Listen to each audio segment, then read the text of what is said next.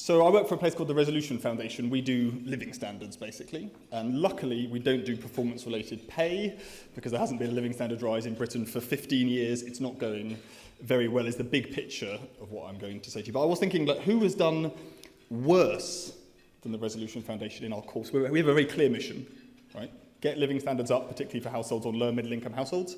It's gone very badly for the entire time I've been working there. But you lot do reputation for organisations in Britain, and Britain's reputation's got trashed.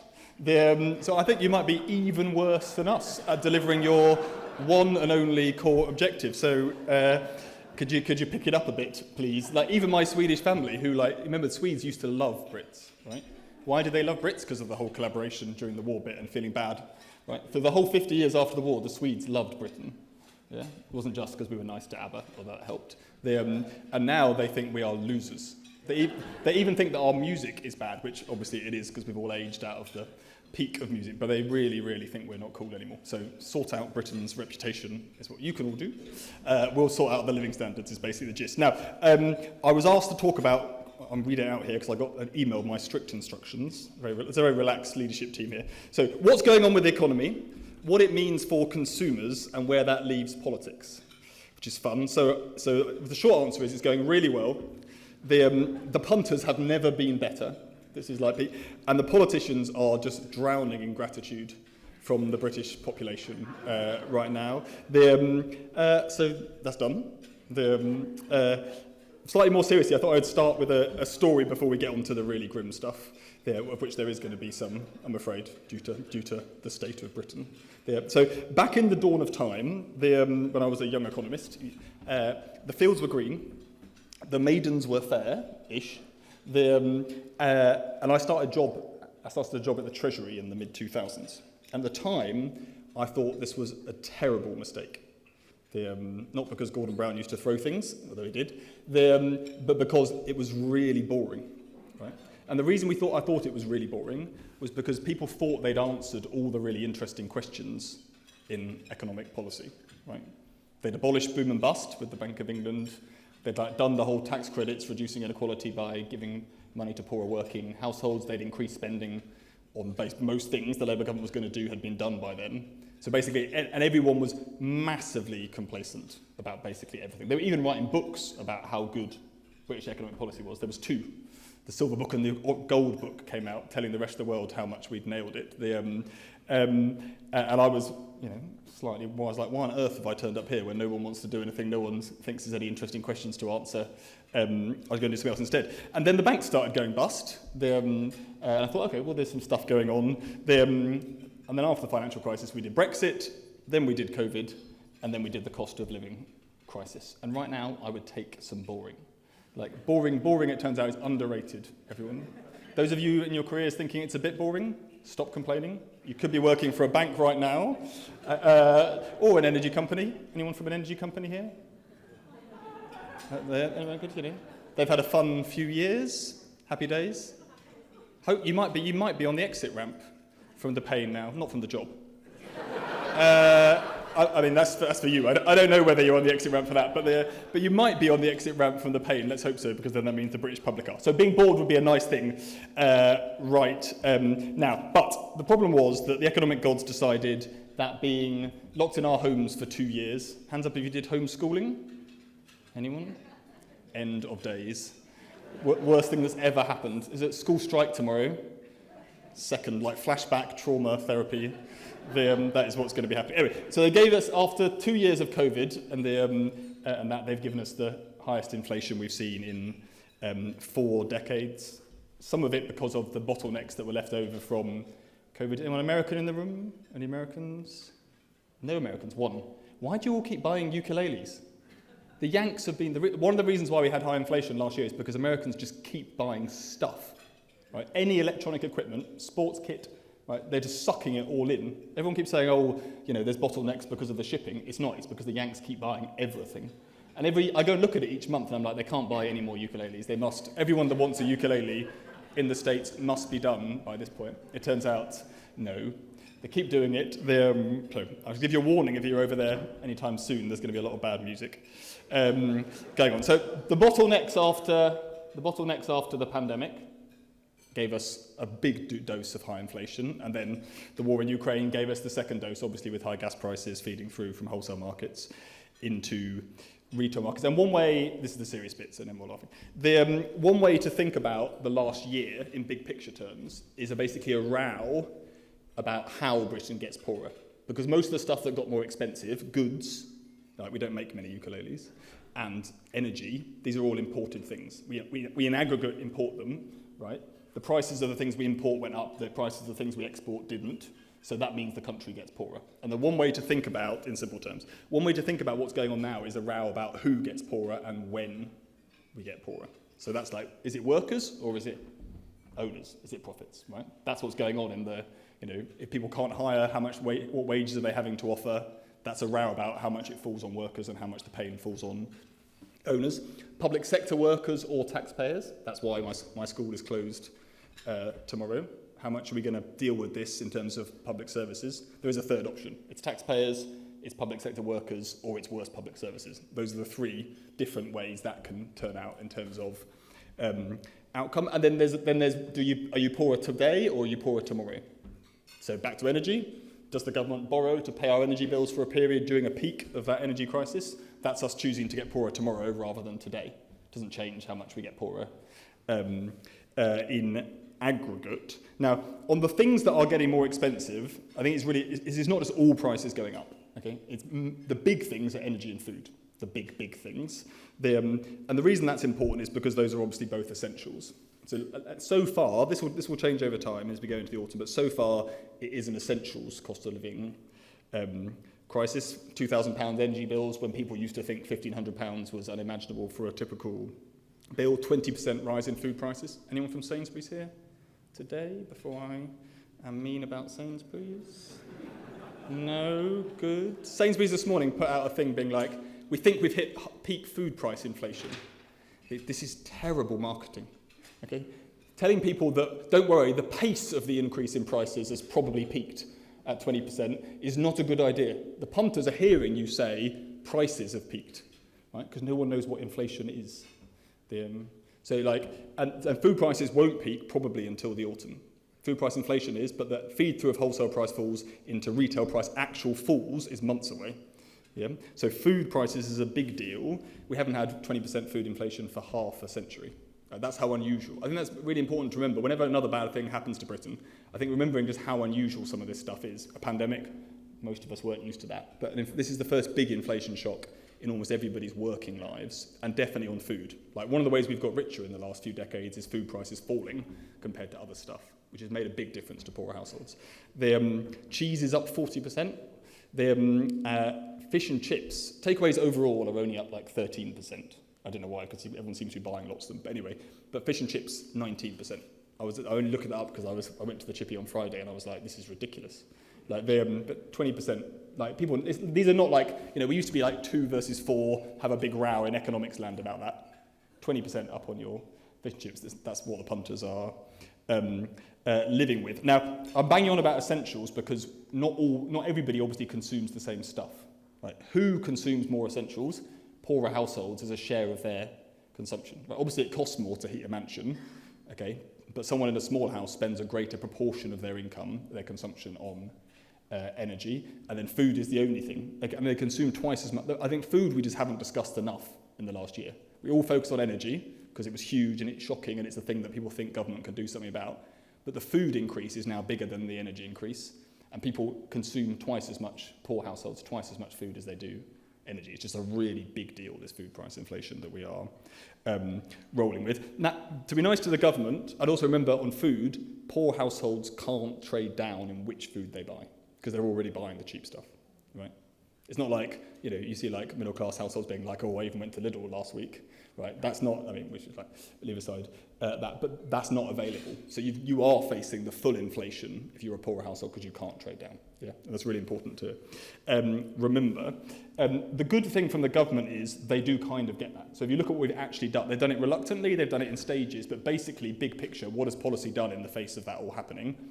It's spent a lot of money helping everybody through, so everybody got a lower energy bill last year, but over time, and this year, nobody in this room will be getting the support. It's basically focusing on lower income households now. 10% increase in benefits happened in April. I didn't think I'd ever see a Conservative government do that. The cost of living payments that are being rolled out for disabled families, pensioners and low income households are a really big deal, and they'll run through to next March. So broadly, policymakers, even though everybody is getting hit, have focused and are focusing support on the poorest households. The problem we've got is that even though they've done that, what we're seeing is food bank usage going through the roof. Like all of the volunteer food banks that got set up after 2010, we used to get these happy stories about the local church setting up a food bank. Those have all had to either move into industrial scale actions, right? It's not volunteers anymore. These are basically industrial scale organisations nowadays. So that has gone up again, particularly large families using it. And if you survey people on middle incomes, you even see people skipping meals. So even though we've seen that huge support, we're getting the acute problem happening for poorer households. And I think the thing to understand is, why is Britain, all of Europe is seeing versions of this problem, right? We all import gas, more or less. We all import more food.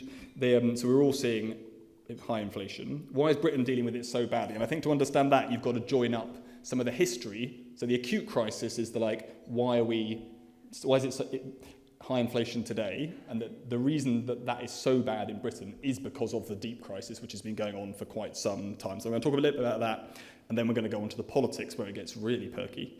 So I'd say there's just two things to understand. So I've told you about the cost of essentials are the ones that have gone up.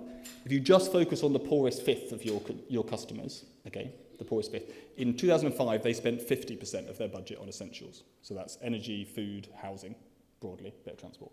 Okay, they spent 50% of their budget on essentials. As we went into the pandemic, it had gone up to 60%.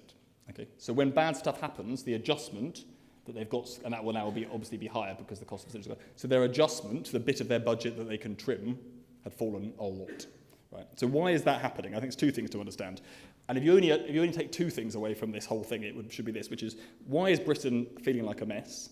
And it's because you've got the 1980s inequality rise, right, which wasn't unpopular at the time. There's a reason why Margaret Thatcher won lots of elections, but a big increase in inequality in the late 80s, early 90s. Ignore all the lefties telling you that inequality is always rising. It's basically not true. Inequality goes up in the late 80s, goes up into the early 90s, and it's basically flat ever since. Anyone want to self-identify as the top 1% globally? They did well in the 2000s, but that's not many people. For the country as a whole, inequality's basically been flat since the mid-1990s. But it hasn't come down, right? So we're the most unequal large country in Europe. Bulgaria wins the race, but they don't count as large.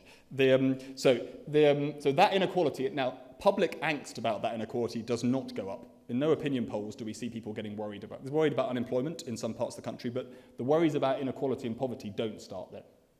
They only go up after 2010, right? Which is the second thing to hold on to. They go up when wages stop rising, when everybody gets stuffed. Right? So wages in Britain today are lower than they were when Northern Rock went bust. Right?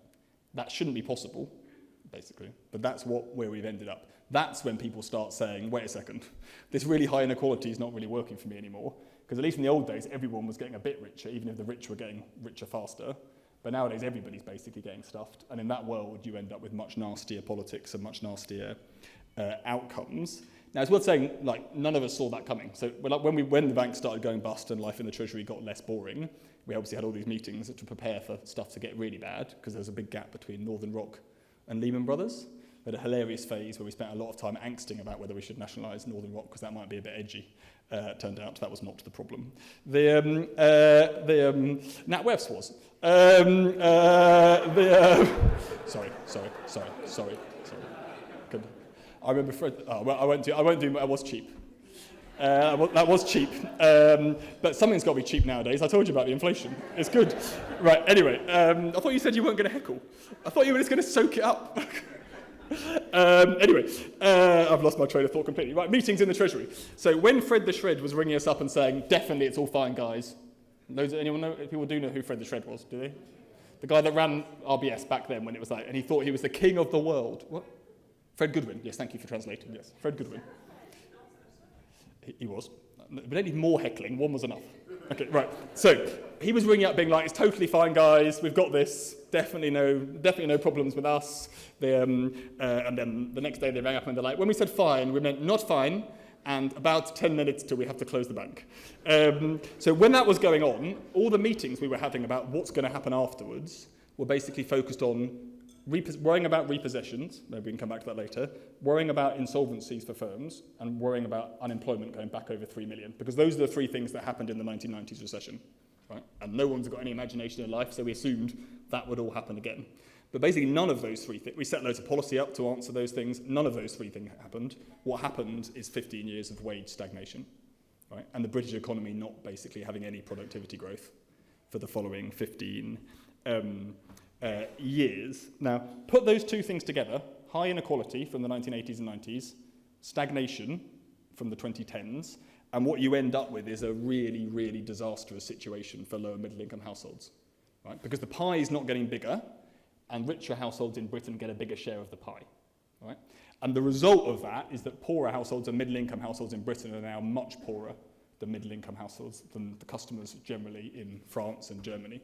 Like, I think most of us probably think Britain's pretty similar to the Netherlands, France, and Germany. It was. It's not anymore. Like, poorer households in the UK are now 20% poorer than French poor households. 20%. It's not 2, not 3. Right? You want to know why food banks are on the rise? And everyone's now enjoying, like, you know, oh, look, the French have got some riots too.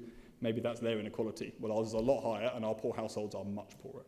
And that's why these, like, big trends just really do matter.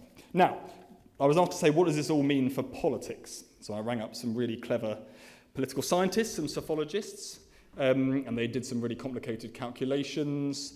And then I thought, well, this is all a waste of time because taxes are going up for the middle and the top, right? You'll almost all be in the top 10% of the country by income. Your taxes are going up by something in the region of like 3-4 grand at the moment. Hands up if you've got a mortgage. That's my second one. Terrible idea. Your bill's going up when your house price is coming down.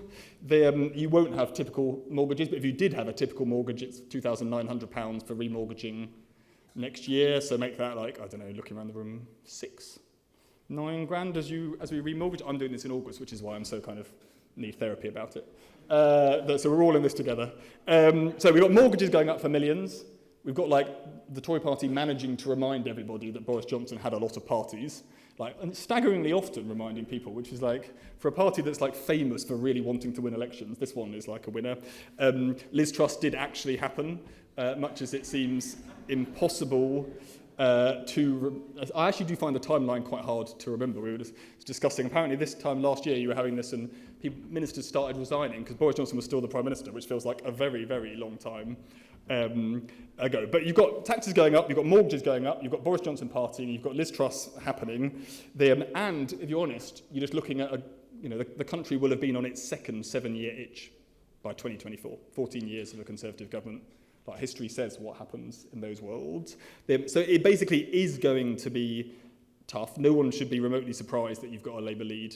I mean, maybe be surprised that it's quite so large, but the fact there's a Labour lead is like deeply unsurprising against that background. Like in the end, you don't win elections when people are getting poorer. Like just a fact of life, you don't. It's really, really hard to do it as an incumbent. I know there's like a kind of never-ending row about whether there's going to be an early election. I don't see any world to a pre-October 2024 election. Like having watched one government be pried out of Downing Street, like people don't like to like walk out of Downing Street if it's optional. And it basically is if you're the Prime Minister and you're 20 points behind. You're just choosing when you get to leave. You might as well have 6 months more. Last time when we left in 2010, there was this coalition negotiations that went on for a few days, which even though it made no sense at all because one, the Liberal Democrats hated Gordon Brown, and two, the arithmetic did not add up. So there couldn't have been a Lib Dem Labour government, but they don't like to hear that. So they all negotiated that when I was just polishing off the Prosecco because we had a lot of Prosecco left. That was staggering amounts actually. I think that's because we didn't have enough parties. What we should have done is left it for Boris Johnson, who would have polished a lot off in about 10 minutes. But we didn't think ahead, it turned out, in many, many ways. On the plus side, Rishi is an adult and has a strategy. Like his strategy is to look like he's getting things done, which is hard because getting the things done, it turns out, is hard. And mad people keep shouting at him. And that's quite difficult as a Prime Minister, but that's where we're going to be. It's going to be quite a long 18 months, I'd have thought. On Labour, just briefly, it's fashionable to say, oh, there's nothing radical there, like it's all boring, look how boring Keir is. My honest view is, I think that is misplaced on a number of fronts. There are some areas where there is just a clear offer, and it's basically a green economy offer, which is a big deal. Like some will say too big a deal, but it's a very large deal. It's not a small change, it's a very big change. That's the 28 billion you'll all probably have heard about. I think probably in terms of how it's talked about, it's a bit too much talked about in terms of green jobs, but in the real world, if you want to deliver on what everybody notionally says they want on net zero, the big thing is people's houses. For the next parliament, the big thing, the cars are easy, right? The cars are slowly happening. The houses is where the action is going to be. Hands up if you've got a heat pump. Anyone? One winner. Anyone else? 2, 3. Okay, right, guys, you're going to have to put heat pumps in your houses. All this hydrogen stuff, okay, is just lobbying nonsense.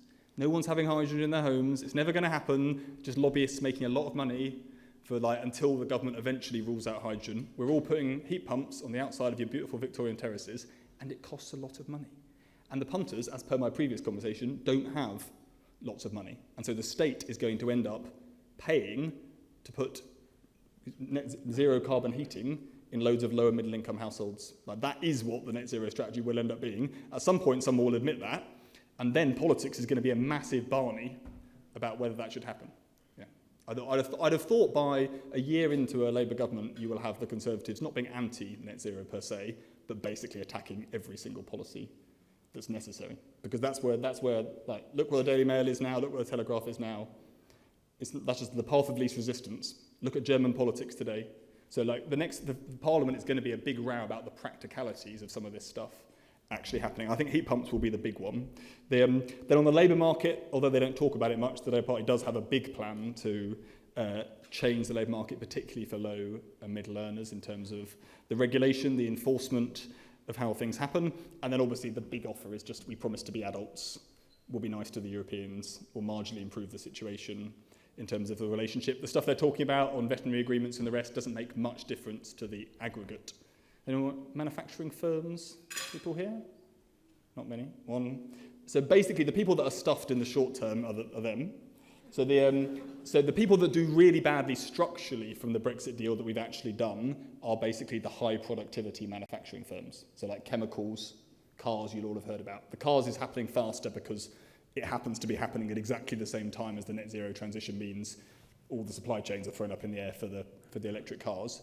But chemicals and the rest will come because basically you need a large market. We've left a large market. And that, in the end, is that's where the interest in politics eventually comes, is what do you do about the goods sector? Because some manufacturing is going to grow. Food manufacturing, like the low productivity manufacturing will grow. We won't import as much food from Europe. We'll do it ourselves, which is why the farmers will eventually probably calm down. But not yet. So there's stuff there. Now, why is it difficult? Well, it ain't going to be 1997. So 1997 was like Britpop, happy days, like smiling Tony Blair, right? But income growth in the 1990s was doing this. Like last 2 years of the Conservative government, first few years of the Labour government is the last time we had strong income growth in Britain. It was happy times, right? It wasn't just because of Oasis and Blur and all that stuff, right? So it's not going to be that. It's going to be a tougher feel. Incomes are unlikely to be growing significantly. On tax, it's really hard. Tax is up by 5% of GDP. Like Boris Johnson and Rishi Sunak both say they want lower taxes, have put taxes up by 5% of GDP, £4,000 per household, more than any Labour government has ever managed, right? And we're most of the way through that now. But it's a very big deal, right? And they're not doing that for fun. They're doing that because mortgages is what the punters are focused on today from higher interest rates, but the effect on the government's debt interest bill is very large, right? And that is doing about half. Half those tax rises are basically to pay the debt interest bill. That's the government's version of the mortgage problem. So that's not going away unless interest rates come down a lot. So that is making everything more difficult. It's making the Labour Party nervous about any other tax rises and wanting to talk about them, understandably. It's also meaning that they don't know how to solve the public services part of the problem, right? So anyone used a public service recently, apart from me and my school going on strike? Anyone used a health service recently? It's not going very well, is it? It's not tip-top. No, you didn't come out being like, damn, that was good, did you? No. Right. So how they resolve that is really hard. It's really hard. Like, I don't know what the answer is, but it's really hard. And that's going to take a lot of the Parliament. It also means that public investment, which is, remember, what's doing this green investment story, isn't available in the scale they thought it was a few years ago. Right? So there's another, can they do what they want to on the green side, given that the money's all being used to pay debt interest bills? So let's just, to wrap up a bit. So Britain has definitely got a marketing problem. That's for you lot to sort out. Soon, please. It's got a bigger substance problem. And the substance problem is that it isn't growing fast enough or at all, and it is too unequal. And when you put the two things together, you get an unhappy country, right? And that is what we've got to escape from over the course of the next few years. Just to end on some uplift, one of the good things about doing really badly, okay, is that catch-up is possible, right? So if you compare us now to the countries that I think of as, and I think most punters think of us as similar to, so like Australia, Canada, the Netherlands, Germany, and France, right? Not the rich Yanks, not the like ludicrous hippie equal Norwegians, right? But just 5 normal-ish countries, right? All 5 of those are richer than us, much richer than us now, and they are all more equal than us, right? It's not some like, oh, I can be unequal and rich, or I can be like equal and poor, right? They're winning on both measures. If we were just the average, so not the best out of them, just the average of those 5 countries on inequality on GDP per capita now, the average British household would be £8,800 better off, right? That is a lot of consuming of people's stuff, right? And just being a normal country that slowly gets better, acts more like a kind of, a bit less like a crazy town, improves things, grows the economy, gets a bit more equal over time, do that for a long period of time, the win for normal British households is really large. So that's what we should all get on with doing. If you could do it quicker, that'd be great, but I'll take a decade. It'd be nice. Anyway, thank you very much. Have a good evening, everybody.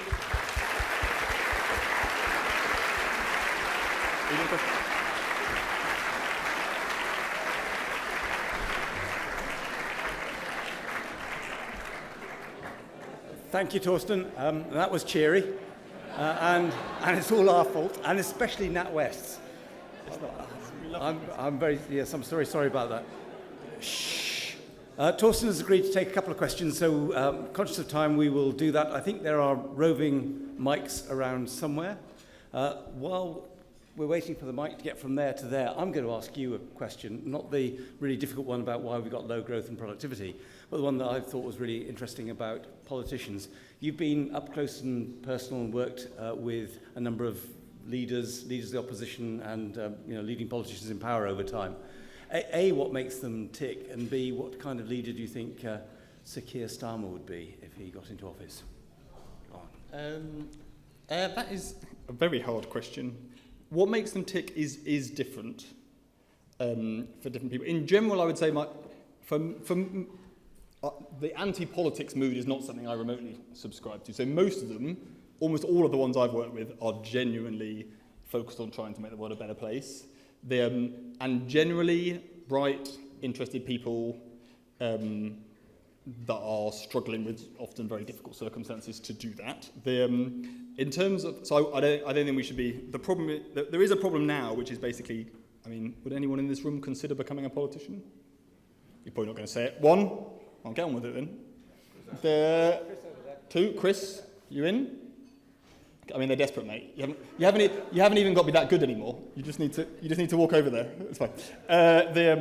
People don't want to go into politics much because it's harder than it was. It's all in public. Your family life is trashed, and it's not very nice being shouted at social media all the time. I think that is a big problem for the future. I don't think that affected who's come in, like the ones that are running the show today, but in future I think that is a big problem, that people don't want to do it particularly. Look at the rate at which Conservative MPs are exiting. They're not interested in hanging around for the fight to see what the Conservative Party does next. They're just like, just going to have a nice life with my kids. And you and at one level I'm like, that's not good. At another level I'm like, at a human level you can completely understand. On Keir, Keir is basically, he's a bright guy, he's an adult, and he basically is a good chair. That's what he's like. I don't know him personally very well, so others will be able to speak. But he'll be if he becomes the Prime Minister, but Rishi may still be the Prime Minister, but if he does, then you'll have an adult doing stuff. This is working, yeah. Hello, Jay, ITV. I saw a bunch of inflation results inflation figures from around Europe last week. The one that stood out for me was Spain at sub 2%. And of course, you've spent 20 minutes talking to us brilliantly about a lot of things, but you haven't mentioned the B word. Notwithstanding that, what is Spain doing that we're not? I wouldn't. Well, I mean, Spain's about to kick its government out, so they don't think it's all going that well either. I think there is a. Let's not. Rather than this is a bit of a cop out, but so Britain in general is facing the same stuff that's happening to most European countries on the economic side, right? Imported gas, the food price problem. Okay, the US is a different situation, right? The US hasn't had a terms of trade shock, has its own sources of energy, isn't getting poorer in the way I described to you, right? So the others are facing a pretty similar situation to us. The thing that has surprised me, and this is the closest to an answer, about the difference between the UK and the Eurozone in the last 6 months is that our wage growth has stayed higher than I expected. So the same thing you can see happening, which is the labour market is loosening. You have probably found it slightly easier to hire right now than it was last October, right, and last August at the peak of hiring difficulties for firms. But wage growth has stayed stronger than I thought it would in Britain, and that has not happened in the US, and it hasn't happened in the Eurozone. So there's then two conclusions from that. Obviously, in the short term, the answer is the Bank of England's whacking out rates. Like that's you want to know why is the bank suddenly doing this turbocharging of rates? Why are markets doing it? It's basically the wage data just looks stronger than we expected. Right, that's the big thing. Yes, also the inflation, but it's the inflation combined with the future inflation from wages that's scaring the hell out of everyone. And that is the big difference. I, in the long run, can't believe that the UK economy will operate under different laws of economics to the Eurozone and the UK. So I think by the end of the year we should look more normal. But I kind of hoped that for quite a lot of the last few years, and we haven't managed normal yet. But basically, wage growth is the thing that stands out as being unusual right now. Some people say food price inflation is stronger in the UK. It's definitely true if you look at a snapshot of food price inflation right now, but I would encourage you to look at food price inflation from kind of 2019 to now, so over the long period. And actually what happened is, this is a bit techie, but British prices basically didn't rise where European prices started to rise, and then ours have now shot up to catch up broadly. So over the 3 years, food increase in prices looks pretty similar to the European norm. It's just that the timetable looks a bit different. But yeah, wages.